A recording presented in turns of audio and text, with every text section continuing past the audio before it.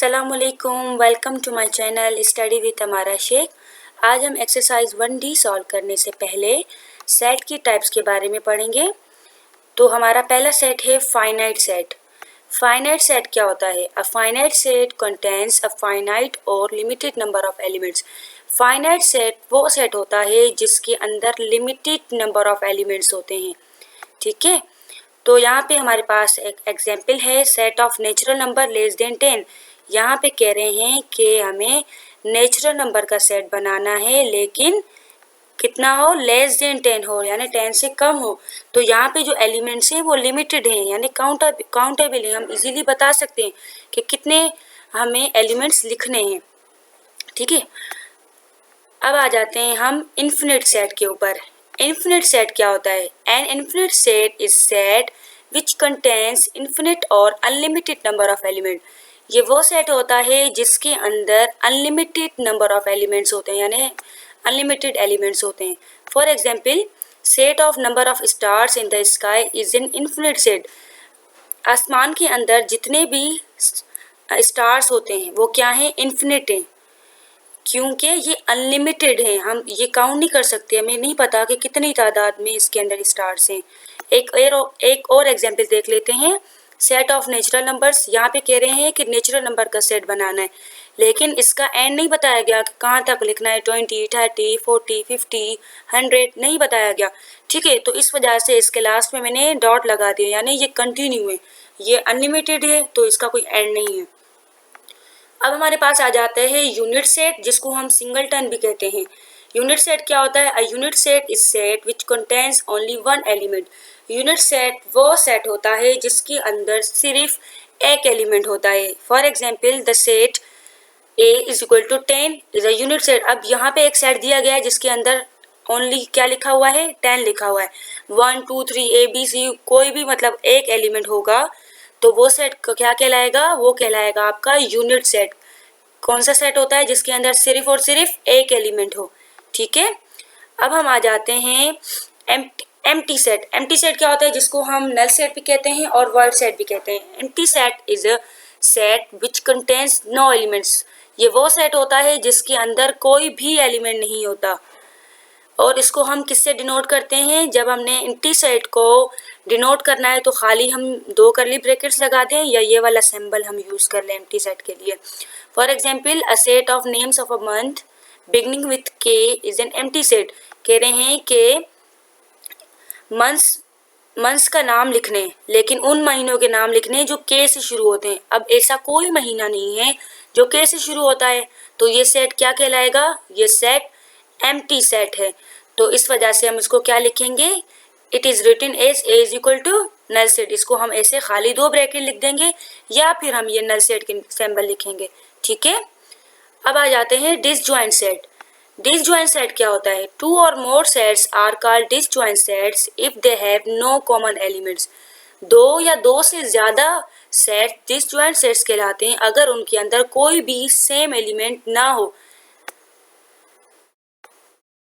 For example, set E is equal to 2, 3, 4। एक set ई है जिसके अंदर एलिमेंट्स हैं 2, 3, 4, और एक सेट है एफ, उसके अंदर एलिमेंट्स हैं 5, 6, 7। तो अब इसके अंदर जो एलिमेंट्स हैं, कोई भी एलिमेंट इन सेट्स के अंदर सेम नहीं है। अब सेट ई के अंदर कौन कौन से एलिमेंट्स हैं? 2, 3, 4। और सेट एफ के अंदर कौन कौन से एलिमेंट्स हैं? 5, 6, 7। अब इन सेट्स के अंदर कोई भी ऐसा एलिमेंट नहीं है जो सेम है, तो इस वजह से ये क्या कहलाएगा? डिसजॉइंट सेट, क्योंकि इसके अंदर कोई भी एलिमेंट सेम नहीं है। Overlapping set. ओवरलैपिंग सेट क्या होता है? 2 और more sets are called overlapping set if they have only one common element. 2 या 2 से ज्यादा सेट ओवरलैपिंग कहलाते हैं अगर उसके अंदर कोई एक एलिमेंट कॉमन हो। फॉर एग्जाम्पल, यहाँ पे एक सेट है G is equal to 1 to 5 and set H is equal to 2, 3, 4। अब ये 2 सेट है, इन दोनों सेट में कौन सा एलिमेंट कॉमन है? 2। तो 2 एलिमेंट क्या है? इन दोनों के अंदर कॉमन है, तो ये क्या कहलाएंगे? आपके overlapping set. Set G and H are overlapping set because they have a common element 2। ये क्यों ओवरलैपिंग है? क्योंकि इनके अंदर जो कॉमन एलिमेंट है वो कौन है? वो 2 है, क्योंकि 2 जी सेट के अंदर भी है और एच सेट के अंदर भी है, तो इस वजह से ये ओवरलैपिंग सेट कहलाएगा। equivalent set. Two or more sets are called equivalent sets if they have an equal number of elements. It is not necessary to have the same element. Equivalent set वो set कहलाता है जिसके अंदर equal number of elements हों. तो हम क्या करेंगे, फॉर एग्जाम्पल यहाँ पे एक सेट दिया गया है. The following sets are equivalent because they have 3 elements each. अब यहाँ पे एक सेट है जे, उसके अंदर एलिमेंट्स है 1 4 6 और सेट के अंदर कौन से एलिमेंट्स हैं ए बी सी.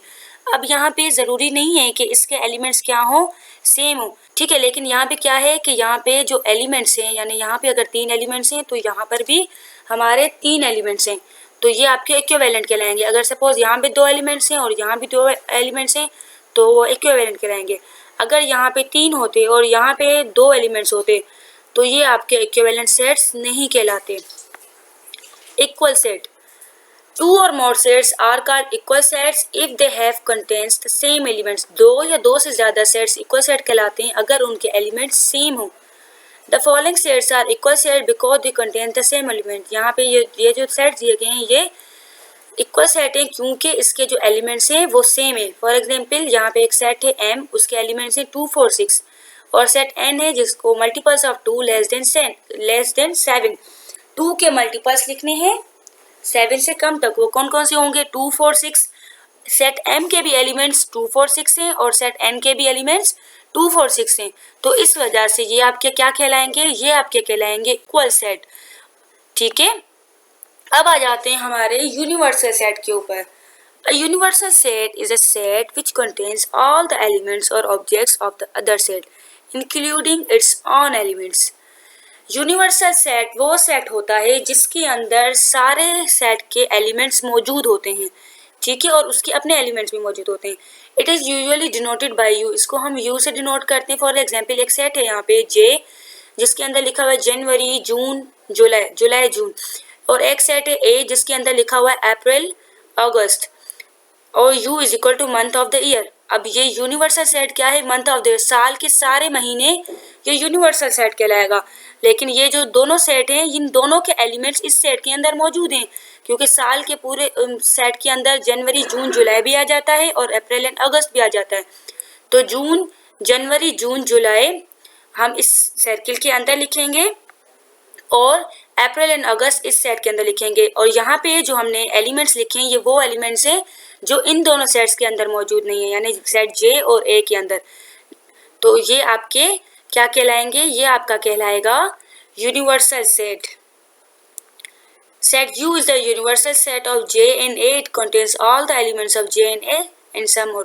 यहाँ पे क्या कह रहे हैं, जो मैंने अभी आपको बताया कि सेट U जो है वो यूनिवर्सल सेट है क्योंकि इसके अंदर J और A के एलिमेंट्स दोनों के मौजूद हैं, ठीक है.